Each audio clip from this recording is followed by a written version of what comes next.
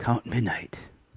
This lovely lady standing next to me is Jodi London, and she also is an actor or actress. Do you prefer in the vision? Either one. Either one, right? I'm pretty Nobody ever easygoing. turns down the Best Actress award, do they? Oh, or actor, either one. Right, yeah, exactly. Tell us about your part in the vision. Well, in Robert Alaniz's The Vision, it was sort of a carryover from Barrymore's Dream. And in Barrymore's Dream, I was the eccentric little rich girl who was very self-centered. But in this movie, in The Vision, she falls in love.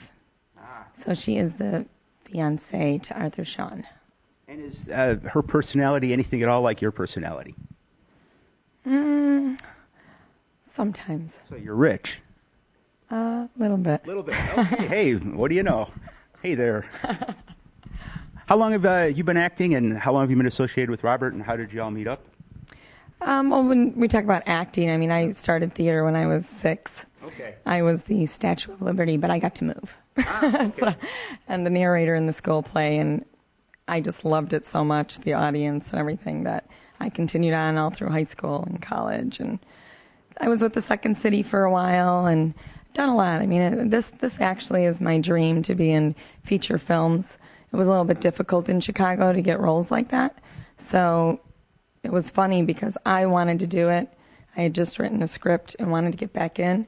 Robert was just getting back into doing this, and there we were at the auditions together, both at the same time. Same weekend, same time, really strange. Great. And when you played the Statue of Liberty, did they paint you green? No. I got to wear an awesome white hat that we made and little points. And You ever see the tax place that has somebody stand outside on the street with the Statue of Liberty? That's green? That's green, yeah. You could definitely, there's a role for you there. I was white and gold like an angel. See? Like this an is angel. The foreshadowing. Foreshadowing. So are you actually an angel, or? Angela Thomas, her nickname's Angel. Angel. Why is her nickname Angel? Well, her dad calls her that. Her dad calls her that. His little angel. And does she have any supernatural abilities? Who knows? I don't know what really goes on in her mind sometimes. I just make the role come to life. But you have to come to the vision and see. Oh, we'll definitely be there. And what inspires you, and what do you draw on to make the role come to life? You know, in every role that I get, in fact, somebody asked me yesterday, so what kind of roles do you normally play? I said, any role. Whatever role you give me, I'm going to become that character. Sometimes it's a little bit tough when you're playing a character like Angela Thomas, you know, that is self-centered, because I'm not mean. I'm very nice. I try and help people as much as I can. And she was more of a, you know, in Barrymore's Dream at least, she was very self-centered. She sort of used men for what she wanted and all that kind of stuff. I forgot the question. What inspires you when you're acting to bring the role to life? You mentioned you bring the role to life, and I was just... You know what?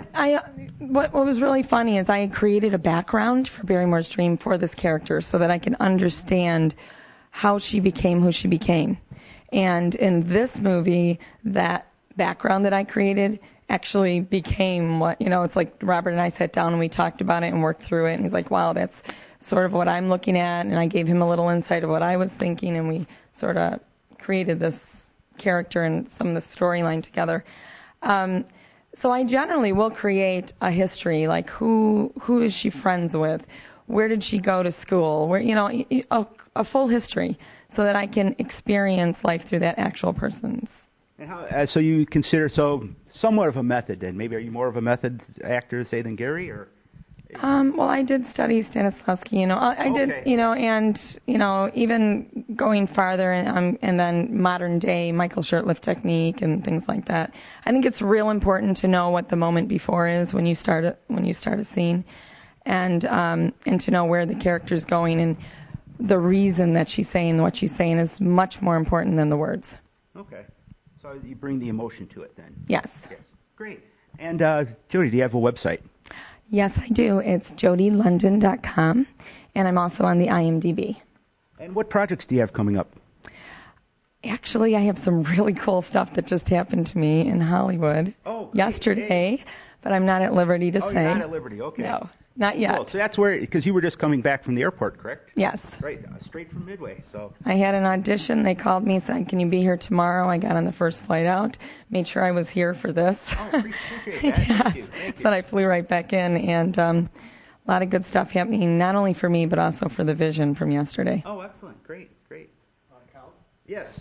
I said, if you don't mind me interjecting. Interject. Robert's interjecting. I was going to interject. Why don't you ask her? She is the vision. She is the vision. Why don't Okay. you talk about that? I mean, it's okay. It's not going to give away anything. The vision that Ellie is seeing is of her. Why don't you talk about that a little bit? All righty. We got a little bit of interjection here from Robert, and we understand that Jody is the vision, and we can certainly see that, right, folks? Okay. And so first off, what is it like being a vision? That was pretty awesome. I mean, when the first thing that you see when the movie opens up is me on the screen. You know what? It was a little weird too, because we know that she can see visions, but when you see yourself in this, you'll see when you see the opening, you're like, we've seen the trailer, but we haven't seen the movie yet. We're going to see the movie. I sort of imagined myself as a different type of vision, sort of like the one from Barrymore's Dream that Michael was seeing. And why does Ellie see you as a vision? It's something that she doesn't know why she's seeing me. She doesn't really understand what it is. It's a very frightening vision, but she doesn't understand what's happening or who else is in the scene or any of that. So I think that's what the vision is about, is how it unravels, who did what's going on, why is she seeing this, and And so are you frightening throughout the film, or would that be giving too much away? I wouldn't say I'm frightening. Oh, okay.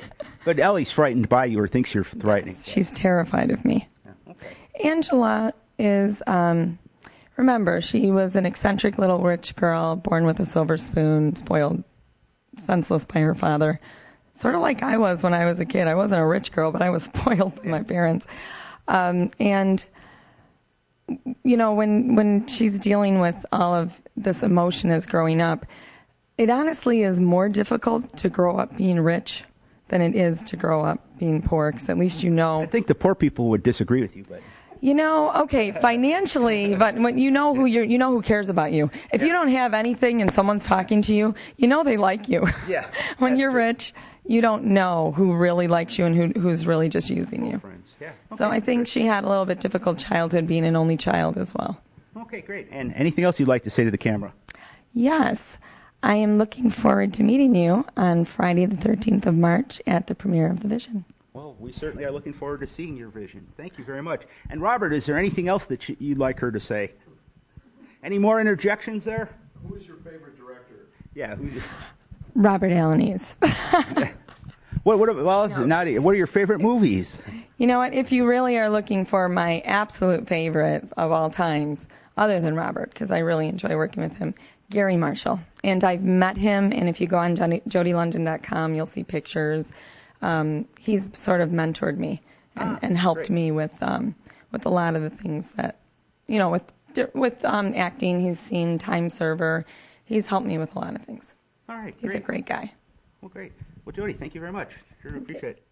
Hi, I'm Jodi London, and I play Angela Thomas in Robert Alaniz's The Vision. And you're watching Count Midnight at Monster Party. Thank you.